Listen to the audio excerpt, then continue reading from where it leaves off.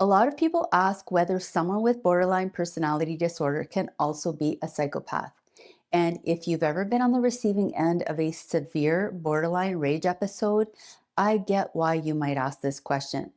Because in those moments, the person in front of you can become completely unrecognizable. It's like they've completely lost their mind and turned into someone driven by pure anger and hatred, spewing out things that feel shockingly cruel. I'm Lise Leblanc. I'm a therapist, author, and life coach, and I work specifically with men who are recovering from relationships with women who have strong cluster B traits. And in this video, I'm going to explain why borderline rage can look psychopathic. I'll walk you through 7 key differences between BPD and psychopathy, and stick with me till the end because I'm going to talk about what happens when borderline and antisocial traits overlap. So, just a quick clarification before we begin. I am talking about untreated or undertreated borderline personality disorder in this video. And when I say psychopathy, I mean the factor 1 profile. So, the callous, low empathy, predatory style of relating. Okay, so the first difference can feel quite unnerving and yet very intriguing. And that's what I call X ray vision. Both people with strong borderline and psychopathic traits can often do this thing like they're seeing right through you. And what I mean is that they pick up on any incongruence between what your words are saying and what your nervous system is saying. Let's be honest, everyone has a public self. We're all filtering to a certain degree. We all choose what we show, and it's usually not about deception, it's about social functioning. But the problem is most people don't even know they're doing it. So they don't notice when their nervous system leaks clues about what they're actually thinking or feeling. And the brain of someone with BPD or psychopathy is really good at spotting these signals. Micro delays, hesitations, vagueness, shifts in tone or posture, changes in facial expression or energy. For example, if you say, "I'm fine," but there's a half-second delay, your voice tightens, your face shifts, your energy pulls back, your body is saying no while your words are saying yes. That's the incongruence I'm talking about, and they pick up on it fast. They know when something is off between your words and your nonverbal cues.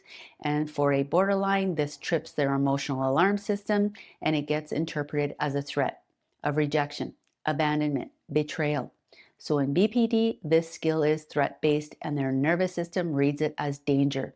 And their interpretation can flip them into a reactive survival state fast. For someone with psychopathic traits, something is off doesn't register as danger, it registers as opportunity, as weakness, as a crack or a leverage point, something that they can exploit. So for the psychopath, this X ray vision is predatory, and their nervous system reads it as leverage.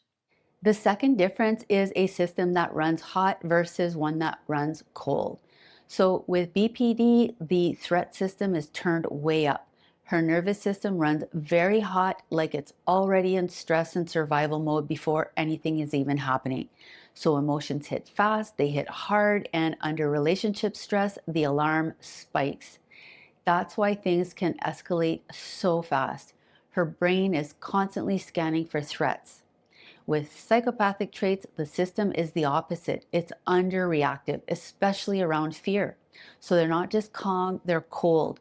The emotional signal that you'd expect to be there just isn't there, even when the situation is intense. Now, let me just say that a woman being calm under pressure is not indicative of psychopathy. Healthy, secure people can stay regulated and still feel fear or distress underneath. They're managing their emotions. But with psychopathic traits, the difference is there's less emotion to manage in the first place. It's not hidden, it's not there, especially fear. So it's a cooler baseline.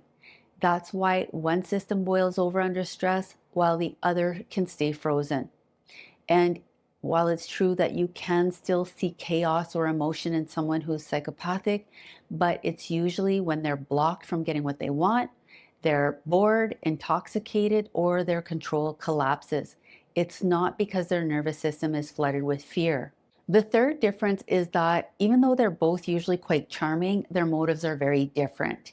So, both borderlines and psychopaths can feel extremely magnetic. They're very charming. The connection can be fast. You can feel like you've known them your whole life. But it's not the same intention behind that charm. For the borderline, it's usually attachment driven. It's mirroring for safety. Its intensity, closeness were the same because their nervous system is trying to lock in connection and shut down their fear of being abandoned. It's also too fast, too much, too soon, and it's not real intimacy because real intimacy takes time and consistency. It's built through repeated moments of safety, repair, and truth, not a lightning bolt of chemistry. With psychopathic traits, charm is instrumental. It's not about closeness and connection, it's about access. It's about advantage. It's about lowering your guard, building fast trust so that they can influence you, so that they can hijack your nervous system. And this is done on purpose. Point number 4 is the spotlight versus the storm. And this is one that people can feel in their bones.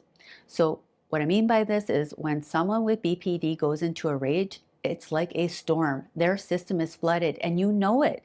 It's loud, it's fast, it's chaotic. Words are coming rapidly and sharply. Everything is urgent and black and white, and it feels like you're getting hit by a tsunami. With a psychopath, when they go into attack mode, it's very different.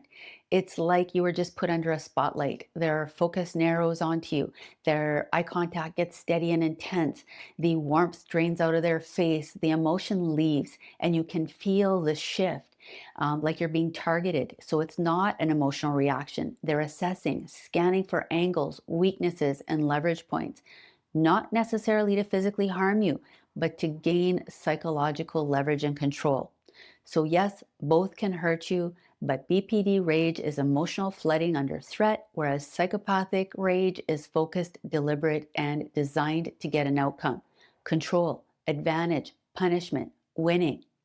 Storm versus spotlight. And if you've lived it, you know exactly what I'm talking about.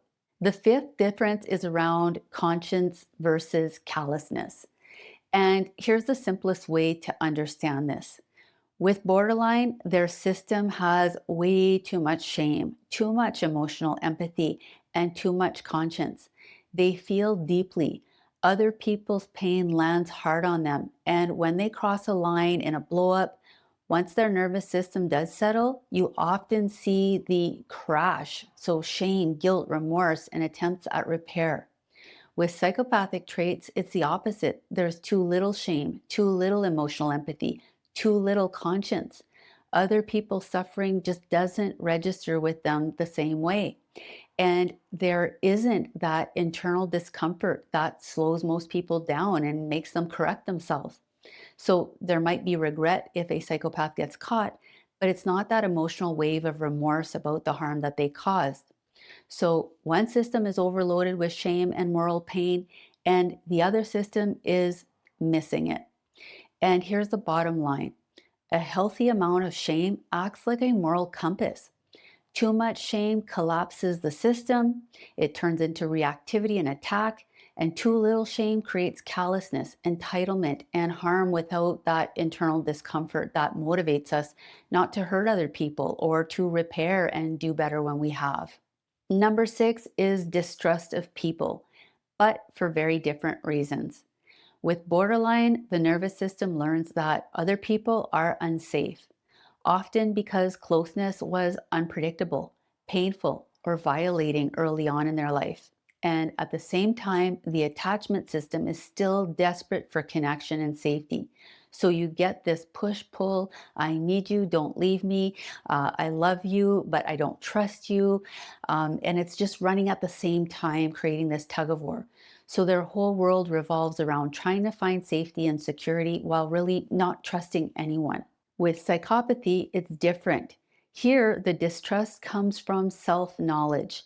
It's more like, I know what I'm capable of. I know how easily I can lie, manipulate, or hurt someone. And if I'm capable of that, then anyone is.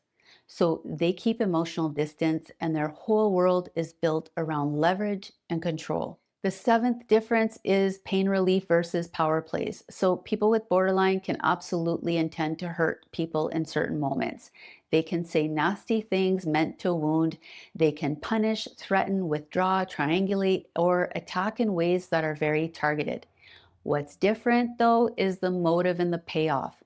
With borderline, the intent is to stop emotional pain, stop perceived abandonment, force closeness or reassurance, punishing someone for feeling unsafe to them or rejecting them, or they're trying to discharge unbearable emotions like shame. So the harm is often aligned with an emotional need or an emotional goal. With psychopaths, it's a different picture.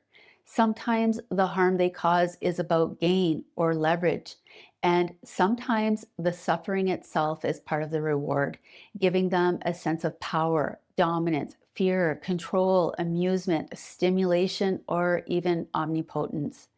So here's what I want you to take from this video. Untreated borderline can be incredibly damaging, even when the person is suffering and drowning in shame. Pain doesn't cancel impact, and empathy doesn't erase abuse. But there is also real hope with borderline traits because there is a conscience, there's remorse, and there is the capacity to feel and to change if the person is willing and able to get the help that they need. With psychopathy, the empathy and moral pain is missing.